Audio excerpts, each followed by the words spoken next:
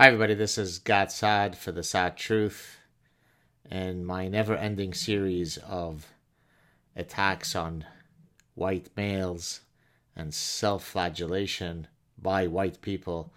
Let me tackle the latest lunacy. This came out in a Forbes magazine article, 5 Ways White Men Can Be Allies in the Workplace by Janice Gassam. And let me just read you about this person. I teach people how to foster an environment that is inclusive and welcoming for all. She is driving diversity, increasing inclusion, building bridges. So here we go. When attempting to implement diversity and inclusion programs and initiatives into any organization, it is important to recognize that there is often going to be some resistance from employees and sometimes even management. The general idea here is if you resist these plans, then you must be part of the white male evil design.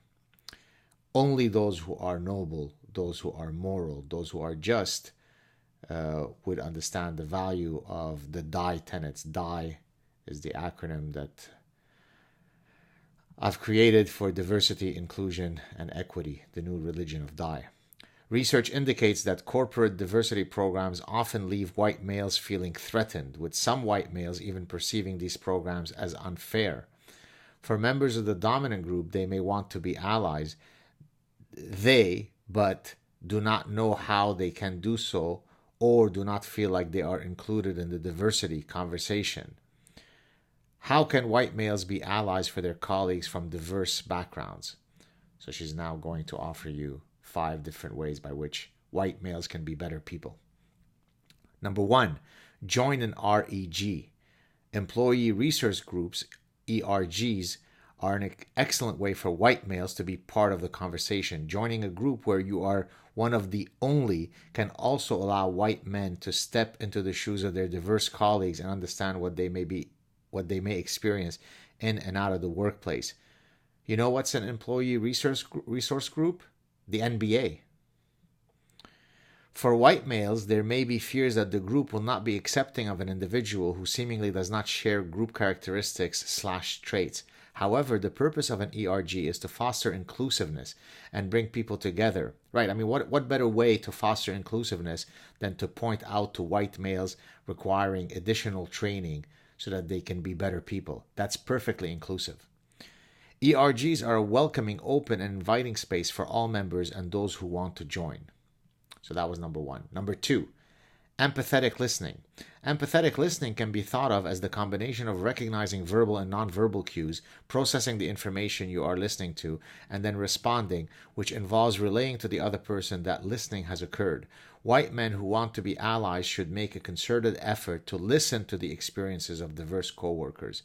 It should be understood that by listening to diverse coworkers, the expectation isn't that you will always be able to comprehend what the other person has gone through. I mean, how could you understand what a trans woman of color is saying about applying operations research techniques in scheduling algorithm if you yourself haven't been a trans woman of color? So it should be understood that by listening to diverse coworkers, the expectation isn't that you will always be able to comprehend what the other person has gone through, but sometimes the simple act of listening can help you gain a more thorough understanding of a situation you were not formerly able to grasp. Organizations should create more opportunities for open dialogue to occur within the workplace so that each employee can practice empathetic listening in order to foster better understanding. I remember when I was an MBA student, 1988 to 1990 at McGill University, we took a course where the professor actually spoke about these types of techniques, but she didn't couch it as something that white males had to do.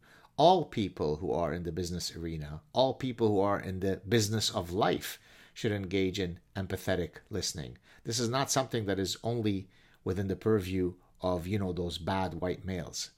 Trans women of color should also engage in empathetic listening.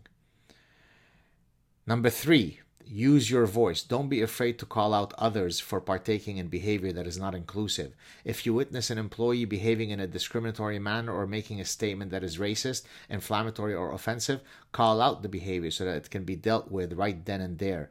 By allowing others to act in a discriminatory manner, this signals to the offender as well as other employees that this behavior is acceptable. Use your voice to stop bad behavior in its tracks. So remember, white males are the ones who are the predominant purveyors of bad behavior in the workplace. It is also incumbent on white males to police other white males from being assholes. Because remember, trans women of color don't engage in bad behavior. They're noble folks. White males try to learn to be less assholes. Number 4, acknowledge advantage.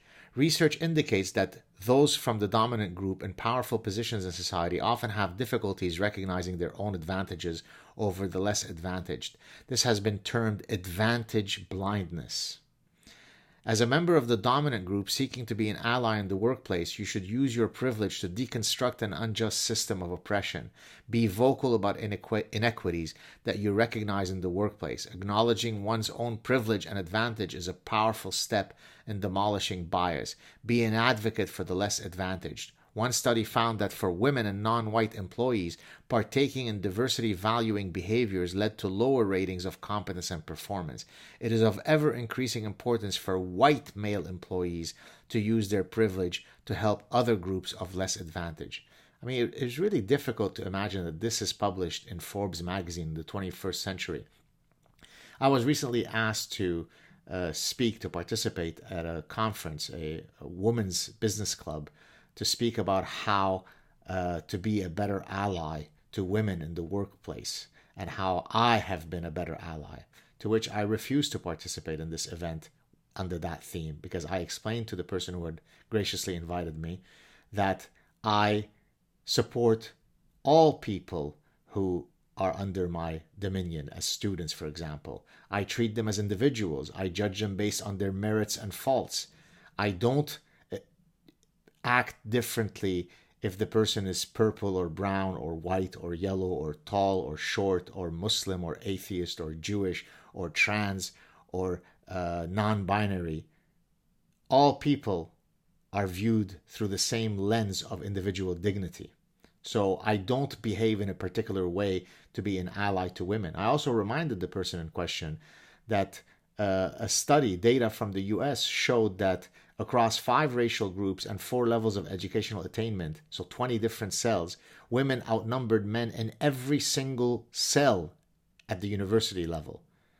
So it's difficult to imagine a institutional setting where women dominate more, and yet I'm being asked to deliver a lecture on how I could be a better ally to women.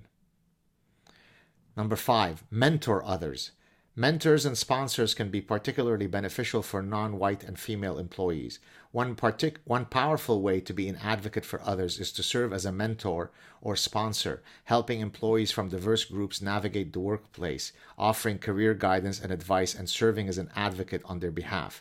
Women and non-white employees tend to have less support than their white male counterparts, which can impact turnover intentions, productivity, and morale. Serving as a mentor or a sponsor can be a powerful way to foster a more inclusive workplace for all employees. And this is a person who is a diversity and inclusion consultant. She's made a career out of peddling this nonsense.